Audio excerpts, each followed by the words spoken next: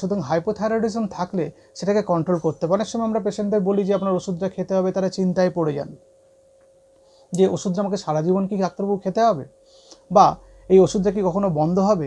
অথবা কেউ কেউ ইচ্ছা করে ওষুধ শুরুই করেন না, কিন্তু তার সিমটমগুলো চলতে থাকে, রক্তচাপ বাড়তে থাকে, কোলেস্টেরল বাড়তে থাকে, হার্টের অসুখের সম্ভাবনা বাড়ে, কারো ওজন বেড়ে গিয়ে অবস্ট্রাকটিভ স্লিপ অ্যাপনিয়া হতে পারে, এই অনেকগুলো জিনিস হতে পারে। সুতরাং আপনাকে থাইরয়েড থাকলে সেটাকে যেমন কন্ট্রোল করতে হবে, তবেই আপনার কোলেস্টেরল কন্ট্রোল হবে, এবং আপনাকে এটাও মাথায় রাখতে হবে যে লাইফস্টাইল মডিফাই করতে হবে। শুধু থাইরয়েড কন্ট্রোল করলেই কোলেস্টেরল কন্ট্রোল হবে না, তার সঙ্গে ডায়েট আর এক্সারসাইজের ইম্পর্টেন্ট রোল আছে।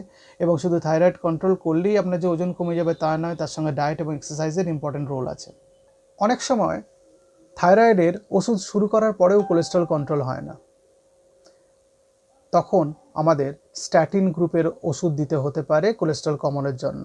কারণ আমরা তো অনেক দিন অবধি ওয়েট করতে পারি না, আমরা 3 মাস অপেক্ষা করতে পারি যে কোলেস্টেরল কমে যাচ্ছে কিনা। বেশি দিন অপেক্ষা করলে সেই বেশি বেড়ে থাকা কোলেস্টেরল রক্তে গিয়ে হার্টের ক্ষতি করবে, রক্তবাহগুলোর ক্ষতি করবে, অ্যাথেরোস্ক্লেরোসিস হবে, তার সঙ্গে পেরিফেরাল আর্টেরিয়াল ডিজিজ বা স্ট্রোক বা হার্ট অ্যাটাকের সম্ভাবনা বাড়বে। কিন্তু সেই অবধি আমরা অপেক্ষা করি না।